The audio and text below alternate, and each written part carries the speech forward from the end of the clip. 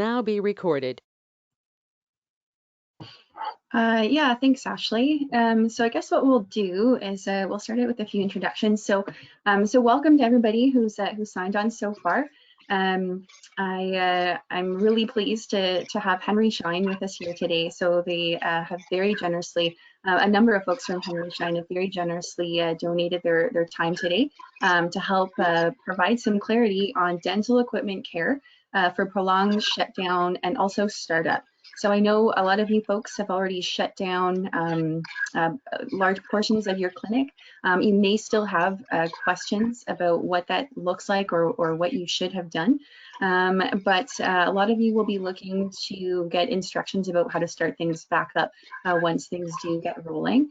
So I think this is a really, really timely webinar. I'd like to introduce all the folks that we have with us from Henry Schein today. So we have with us David Pinto, he's the Director of Technical Services, Ian Doyle, the Service Manager out of Calgary, Jeff Roy, the Service Manager in British Columbia, Martin Mitchell, Senior Specialist Technical Services, Brian Christie, Supervisor Technical Support Services, Lyndon Perot, the Equipment Service Technician in Calgary, James Ben, Service Manager out of Halifax, and also Ed Blake, the National High Tech Manager. So thank you all for joining us. What I will also do is just for those of you that have not been to one of our webinars yet, a little bit of webinar etiquette. So when you're not talking, please mute your microphones so that we eliminate as much background noise as possible. Henry Schein has asked that they'd like to get through the majority of their presentation before they start fielding live questions. So please save your questions till the end, and there will be a question period at that point. However, there is an active chat. So if you look to the top right of your screen, there's a little bubble there, and you can type in a message. You can type it in for the entire group or for a specific person. So I believe there will be a few people manning the chat window. And of course, if you want to send your questions afterwards, that's also possible. Ashley, is there anything you'd like to add? No, I'm super grateful everybody's able to do the change, so it sounds perfect. Off to you guys. All right, thanks. All right, good morning, folks. Again, I'm Ian from Calgary. I'll be doing most of the presentation. We'll be having stops through the presentation for questions to be asked as we finish each section.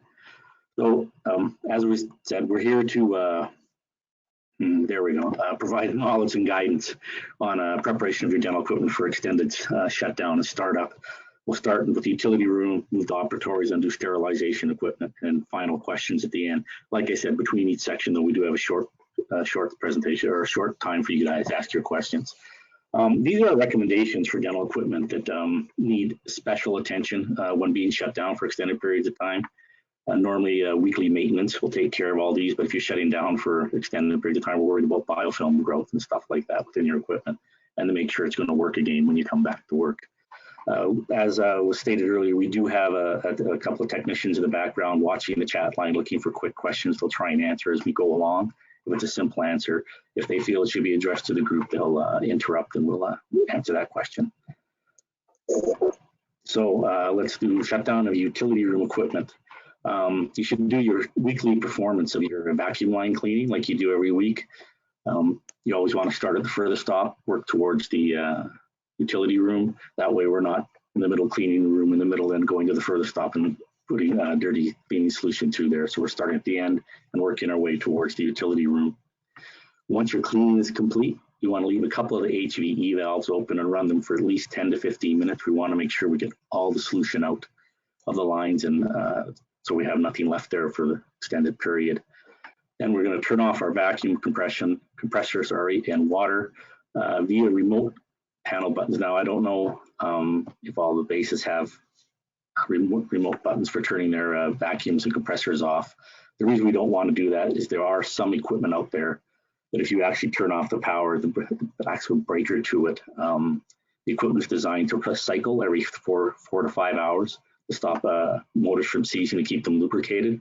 So if we do turn off the actual 220 volts, we're going to have issues down the road.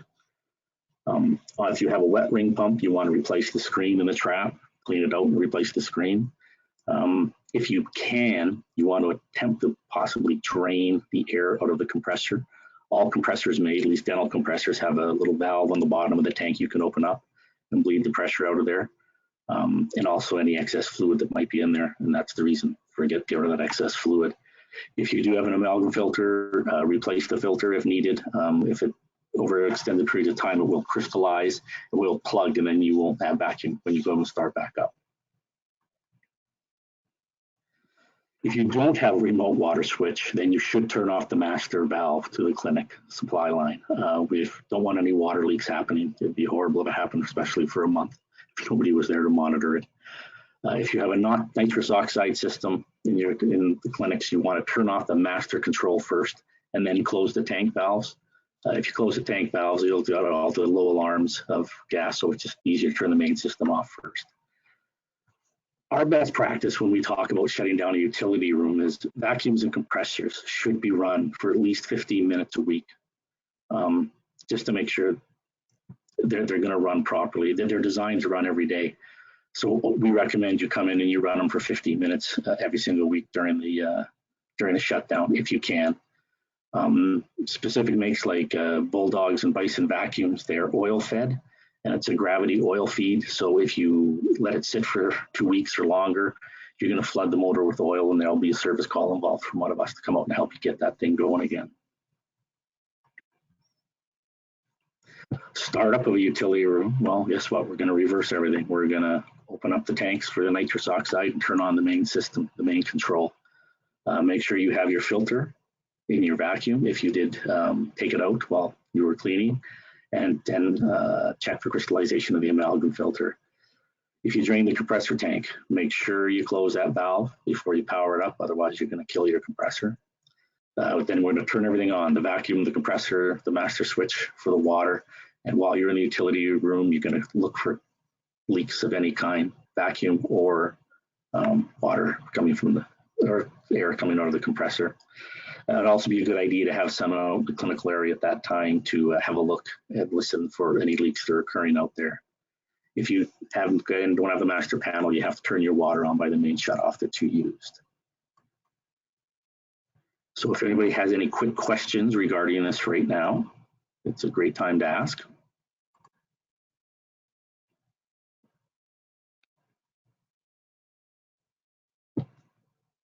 Nobody wants to talk to us. All right. Well, we'll save them for the end because we do have a time at the end to do it as well. So we'll move on to the operatory equipment, a little more intense out in the operatories. First thing we want to do is clean all the dental chairs, units, stools, cabinetry with a mild soap and water to remove the excess disinfectants built up through the process. That will destroy stuff. It should be done on a weekly basis anyways, but we want to make sure it's done before you're taking off for extended periods of time. Remove all hand pieces, slow speeds, electric motors and attachments, clean and sterilize for storage and put them away. We want to shock the dental unit water lines at this time with an appropriate product. The only thing you got to keep in mind when you're shocking your water lines is it can take, different manufacturers have different times, as little as 10 minutes up to 24 hours to complete the shock.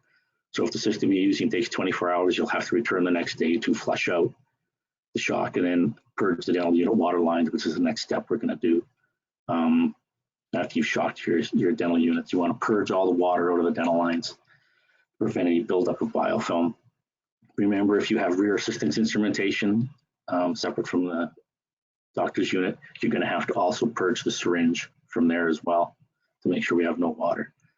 Replace the vacuum trap filter in the operatory, and then replace, if you're having a dental unit that has a oil trap on the bottom of the dental, you can want to replace the gauze in there. Gavitrons and scalers also require the water to be purged out of them, including the handpiece and the scaler handpiece fitting and the tubing. Don't know if you use them, if anybody uses a dental straw, like such as a Dentapure, but if you do have them on your bottle systems, you're going to have to remove that straw, stick it in a plastic Ziploc bag, and label which operatory it comes from so it can be returned back. If you have dental units that do not have self-contained bottle systems that allow you to drain the water lines, you're going to have to come in on a weekly basis and run the water for at least 15 minutes in all handpiece, tubing, syringe, everything. It's mandatory. Otherwise, you're going to have horrible buildup of biofilm. Another option you have is you can have that water purged out, but you probably require a technician to help you do this. He's got to disconnect all the utilities and hook them up differently to do that. For operatories that you're keeping open for emergency purposes, you'll need to perform the weekly maintenance at the end of each day to maintain your dental unit water lines. It seems like a lot of work if you've only done one procedure, but it's mandatory in order to make sure your care of your equipment is proper. These are pictures of what happens in 2 weeks to a dental unit that hasn't been maintained. It's biofilm buildup that's come out. First picture's out of the dental unit itself, and the second picture on the right is out of a syringe. This was done by a technician. The clinic had closed down on their own, and then asked him to come in, and when he ran it after 2 weeks, this is what he found. So it's really important to maintain your water lines. Starting up with dental equipment. Guess what? We're going to turn everything back on. Turn on dental units, x-rays, and all the remaining equipment. Reinstall the steri straws if you're using them, making sure you put the correct one in the correct operatory. Fill your water bottles with water or whatever conditioner you're using, and purge the air out of the system. Now we're filling it back up with water, and you want to run it for at least 2 minutes after you first get water coming out of the handpieces and syringe. And also remember the assistant syringe in the back if you have it. You want to test your dental unit, your water lines at this point, and you may have to shock them if necessary. Again, if you do have to shock them, remember the shocks take different times, so it's important to make sure that you're doing the procedures correctly. Make sure your screen is back in your vacuum trap and the lid is tight so we're not having any leaks. You want to test all your hand pieces and motors, and like you don't want to wait until the procedure. Let's pull them all out, get them all on, test them, run them, make sure they're all working. Check your HVs and saliva ejectors for proper operation, and then do another cleaning of your vacuum lines. What you're checking with the HVs and saliva ejectors with the levers aren't stuck, because they may get stuck after that. So if they do, you want to dunk them in some hot water, try and lube them up that way and get them moving. Run your dental chairs through all program positions to make sure nothing's gone wrong while you've been away. If you had a power failure and they've lost their memory, you want to make sure that's all set up again before your patients show up. If again you didn't have the self-contained bottle systems and didn't purge your lines every 15 minutes, more than likely, you will have to shock your dental lines 100%. After 2 weeks, there'll be enough buildup. A month, there'll be enough buildup that you're going to have to get rid of the biofilm. And because your water will be well over the 500 parts per million, the standard set by health boards. Does anybody have questions with that?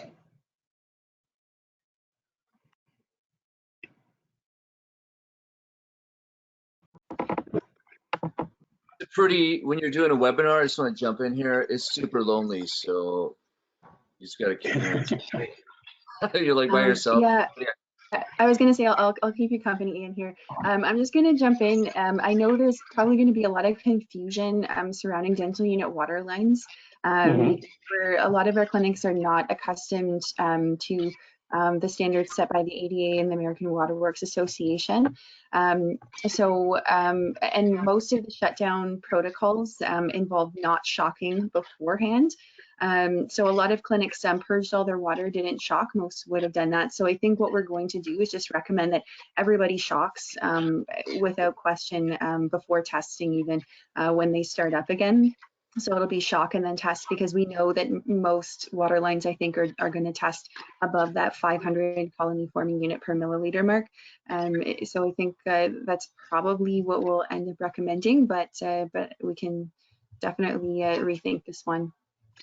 Okay, when you say they don't know most of the protocols, like are they running 2 minutes between patients, or 20 seconds between patients water, and 2 minutes at the end of each day, and the beginning of each day water through their dental units? Yes, yeah, so we're following all those sort of maintenance protocols, okay. But as far as testing colony forming units, that's not something that's part of the standard practice right now. All right, okay, I understand. Okay, so nobody has questions, I'm assuming. So like I said, we got to be kind of, yeah. Ian, it's Jeff here. There is a question here. Just can you explain a little more in detail what a steri straw is? A steri straw, the one I'm most familiar is Dentapure. Are everybody familiar with like ICX tablets, any type of conditioning you put in the bottled water for when you're operating? All it is a steri straw is on a bottled system. There's the tube that runs into the water bottle.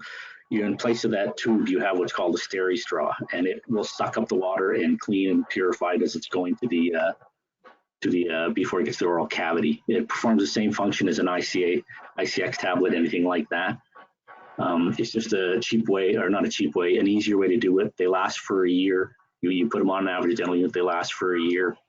So you don't have to worry about it. You just put regular city water in a bottle and away you go. Does that answer your questions? Does that help? The easiest way to think about it is to think of it as a life straw. It's the exact same thing as a life straw. Well, that's what when I talk about steri straws. So. Yeah, most of our clinics are using tablets like ICX, Blue Tab, those kind of things. I think there's only a couple of clinics that are using straws right now, but we'll definitely send that information out to you guys, all the types of continuous chemical disinfection and shocking treatments that are available on the market.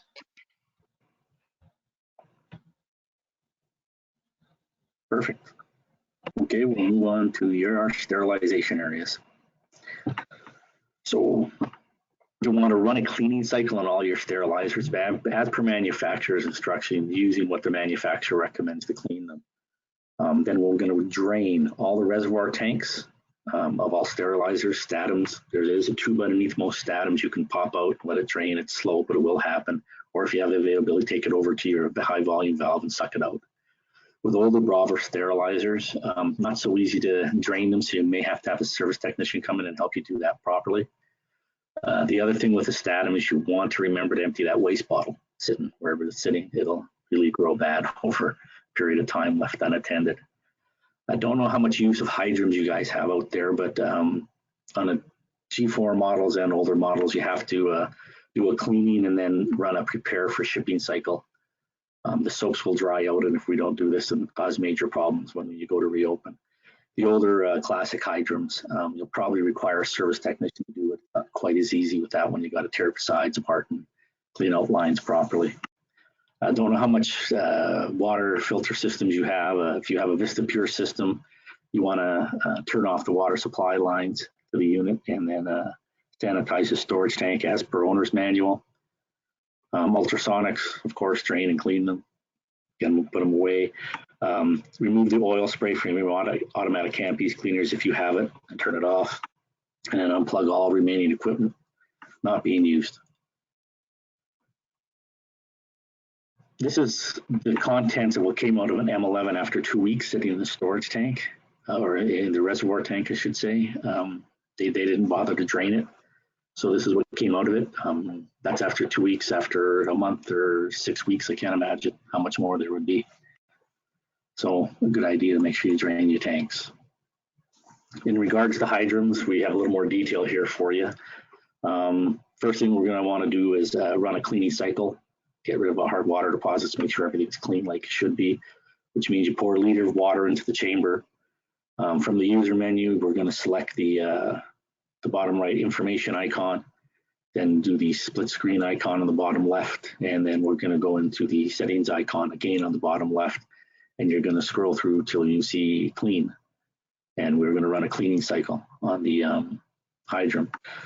Once that's done, takes I think about 3 to 4 minutes. We're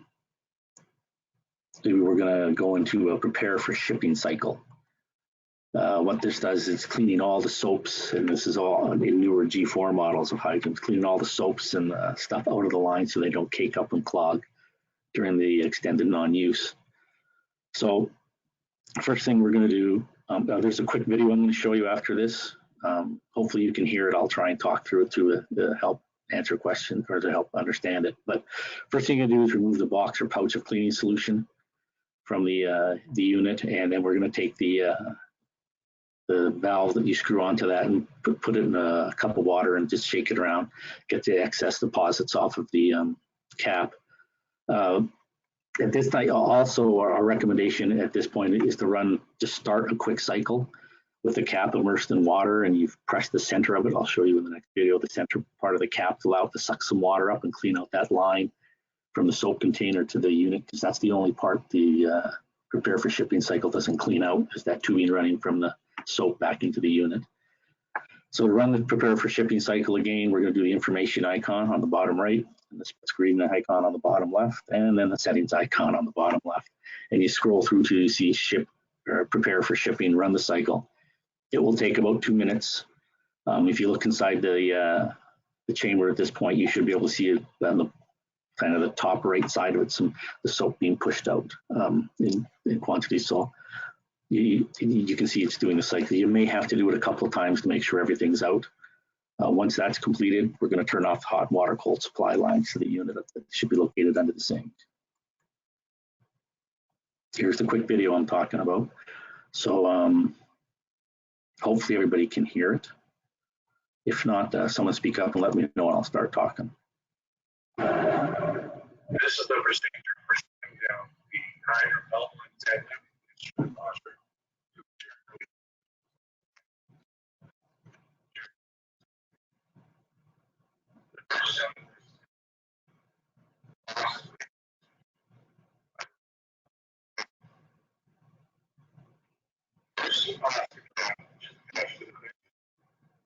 Might as well speak up, Ian.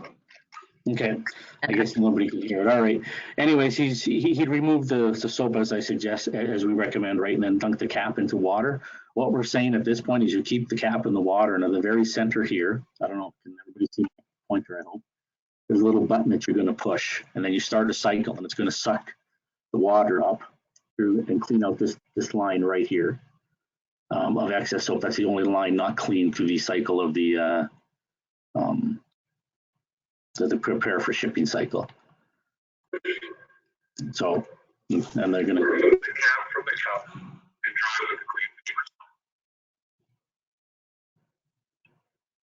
paper. So now they're going to go in and they're going to show us the process of selecting the correct buttons to get into the cycle.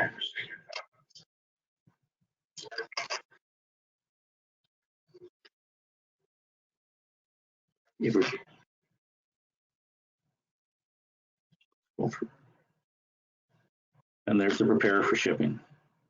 Like I said, it should take about 2 minutes to happen.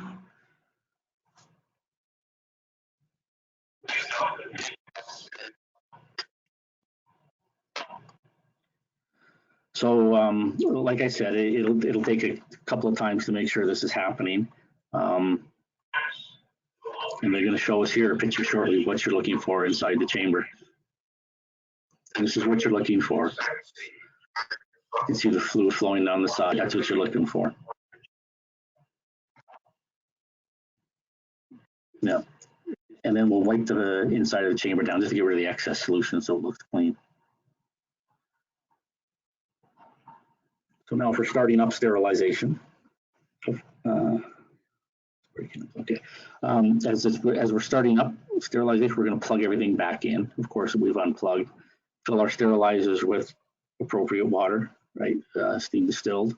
We're going to wipe out all the chambers, racks, doors, seals with a damp and lint-free cloth. That's remove any dust or debris that's built up since you've been down for an extended period of time. And we want to run a test cycle. Make sure you put the water back in the Statum bottle, waste bottle, so we don't have problems with the excess heat down there. If you have a Vistapure, turn on the water supply and then check for leaks. You'll probably have to run the Vistapure for a bit to refill the tank since you've cleaned it from before. Reinstall your oil spray into your automatic handpiece cleaner and run a test cycle on that. And then, of course, wipe out your ultrasonic, refill with appropriate solution.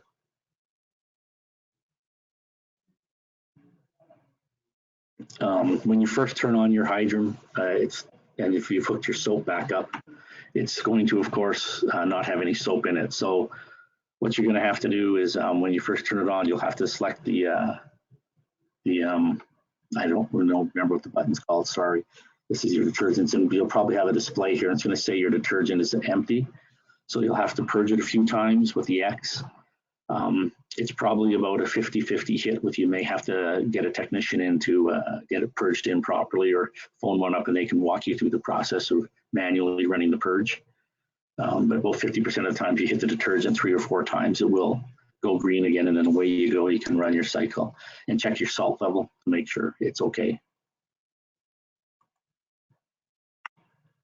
Do we have any questions with this? We Do had we a have question Hydrim? here. Oh, No, go ahead. we had a question from Karen about cleaning the sterilizer. When they clean the sterilizer, they relocate it, move it. If they move it farther than the cord allows, they're supposed to get it retested by the manufacturer.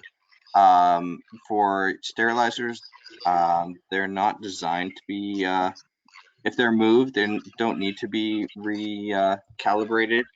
They are designed to, if they fail, that it will come up. So your 3 BIs will tell us to make sure that it's running correctly. If it fails one of those BIs, then you'll have to contact your service technician. Is there anything else, Ian? No. Unless somebody else has a question.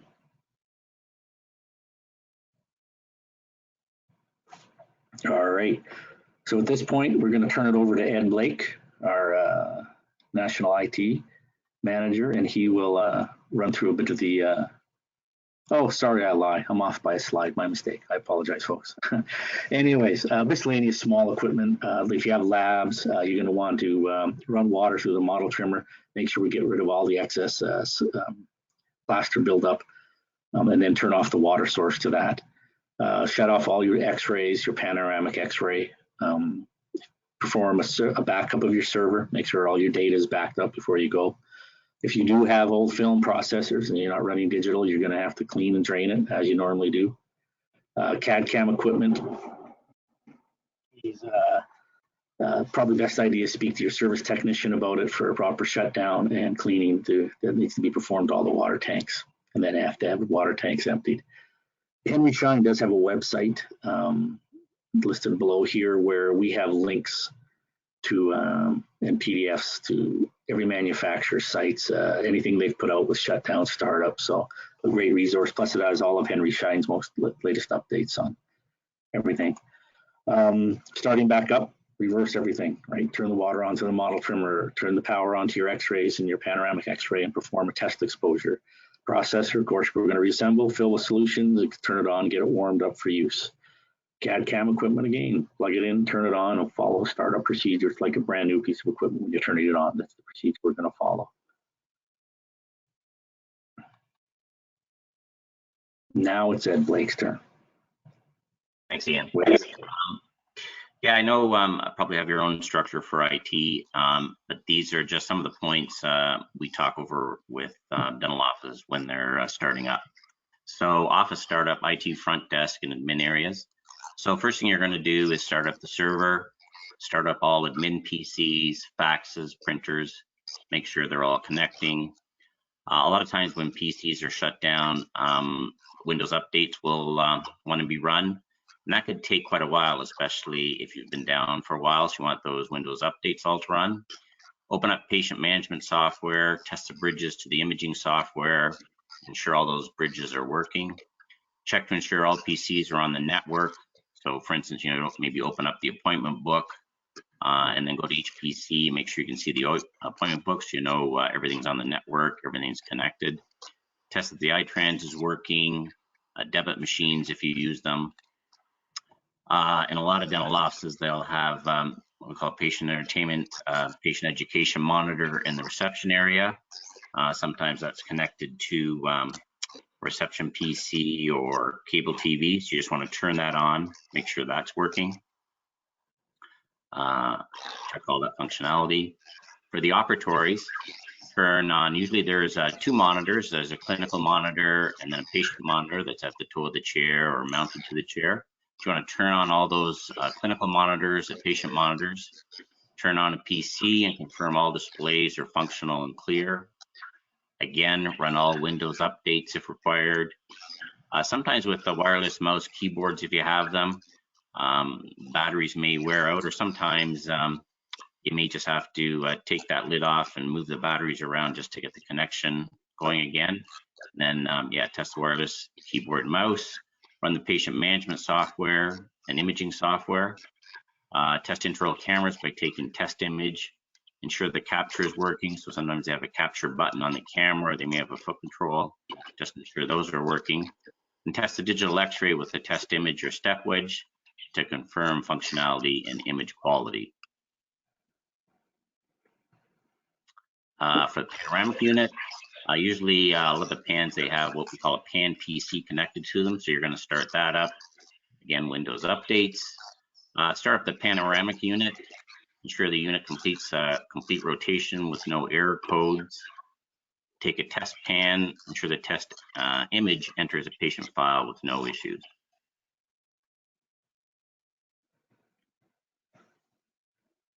And then some offices, I'm not sure what your clinics, but they'll use a phosphorus scanner. So something like a ScanX or Optime or PSP Pix. If you want to turn that scanner PC on, sometimes they're connected to a PC as well. Again, run Windows updates, turn the scanner on, wait for the standby indicator light to turn green, expose a PSP plate to a step wedge or other testing device, feed it into the phosphorus scanner. Then just confirm the image appears in a correct test or patient file. And sometimes after these scanners have sit for a while, they will, dust particles, things can infiltrate into the travel mechanism. And so you can get artifacts on the image. And so sometimes, and you can almost, sometimes you'll feel there's almost like, it's almost like sandpaper on those plates. And so at that point, you can, a lot of those manufacturers have a cleaning sheet that you can run through the scanner and it'll clean up that debris.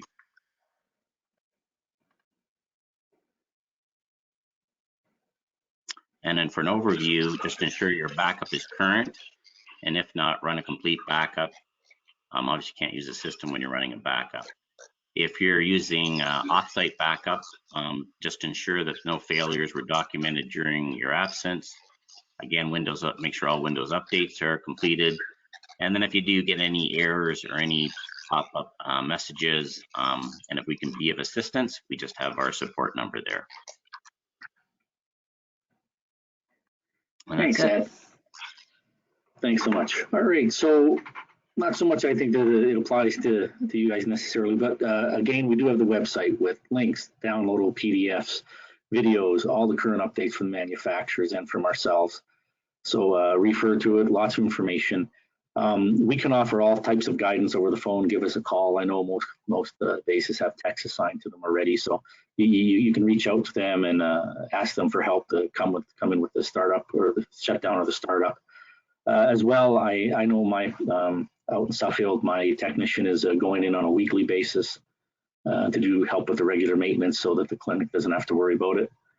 That's an option available. But if you have any questions at all, please reach out to us. Reach out to your local Henry Schein technician. We're here to help with whatever you need. Thanks so much, you guys. And now we're open for, again, questions.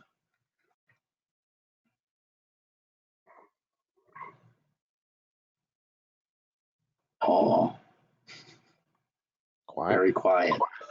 Yes.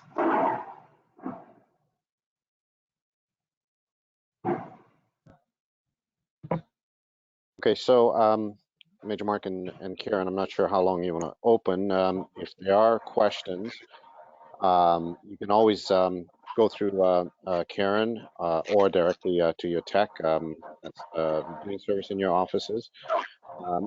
There's a flood of information out there. This is sort of what we've gone through over the last month or so with the COVID crisis is sort of unprecedented. A lot of the information we're getting daily from manufacturers because I don't think we've ever gone through this such a long period of shutdown in the dental office. So a lot of this stuff is new. We're doing our best to collate that information and get it out to customers as best we can. And that's why we thought this was a great opportunity to share what we know now. You know, If there's interest in you know, another session, we can do that as well. But I just wanted to give a shout out to my team on the Henry Schein team, technical team on the line that put this together, and Ian for presenting, and Ed for presenting. So, you know, with that, thanks Karen and Major Mark as well for giving us the opportunity to share this with you. And again, we're completely open to questions. We forwarded the presentation to Karen, and Brian, you'll be sending out the quick checklist as well. It's a one-page checklist that covers many of these points, just as a reminder of things to do. And again, we're here to help you as best we can, and please reach out with any questions. Yeah, thank you, David. I'm just going to clarify a couple of things. So firstly, thank you so much to everyone from Henry Schein who joined us today. It's invaluable information. Your combined experience is wonderful, and thanks for going through that with us and explaining it. For all of those participants on the line, I think it was a couple of weeks ago, you should have received like a clinic shutdown checklist. It went out to the detachment commanders and the IPAC teams. From my email address. So it was largely based on the information that I had received from Henry Schein prior to this presentation. A lot of it looks the same.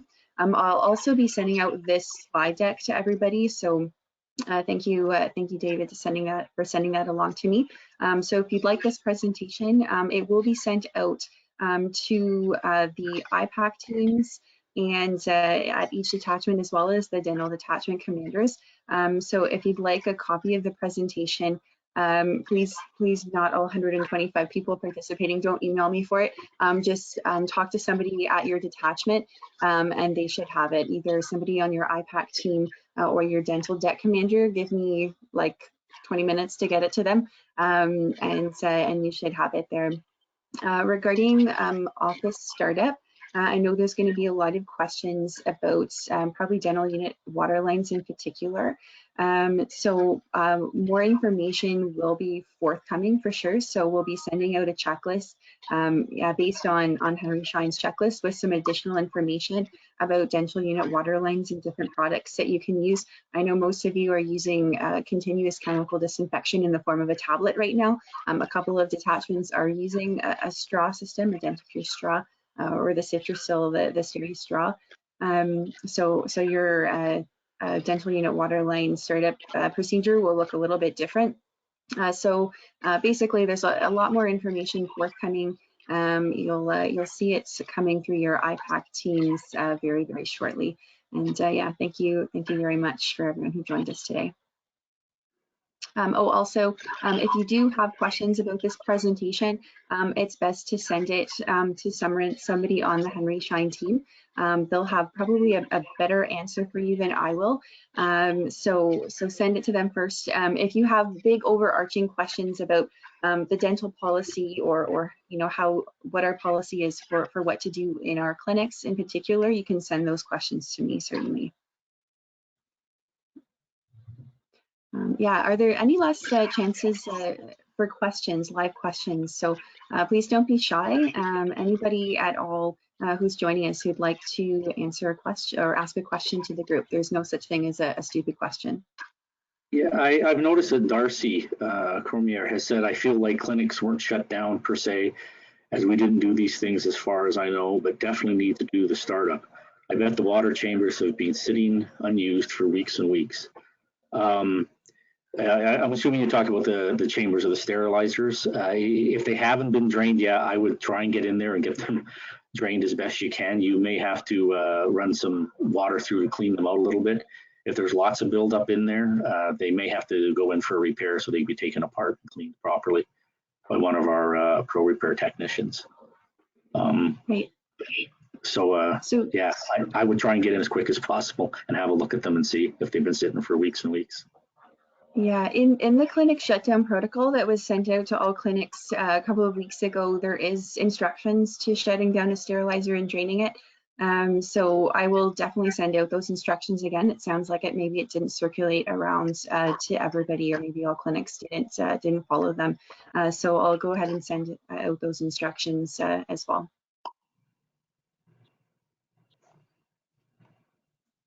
Okay. Any questions? Okay, that looks like it's it. So thank you, everybody. The next webinar is going to be at the same time on Tuesday. So Major Mark, you can probably, actually, I don't have the webinar schedule up. Did you want to put a plug in for the next webinar? Yes, thank you so much, Karen. Thank you to the Henry Schein team, and thank you to everybody else who rolled in. Actually, Major Sylvain from Borden is going to be talking about PPE and proper donning and proper removal. They have a checklist that they've been using. So that's going to be on the 12th of May at 1100 hours. We'll be using the same platform, so we'll have this like last minute switch. So again, that's on Tuesday, May 12th, talking about PPE. That's all I got. So the replay and all the information here will be posted in the next day, and I'll send that link out. Okay, thanks a lot, everyone. All right, Thank thanks. you so much. See you, everyone. Thank you. Thank you.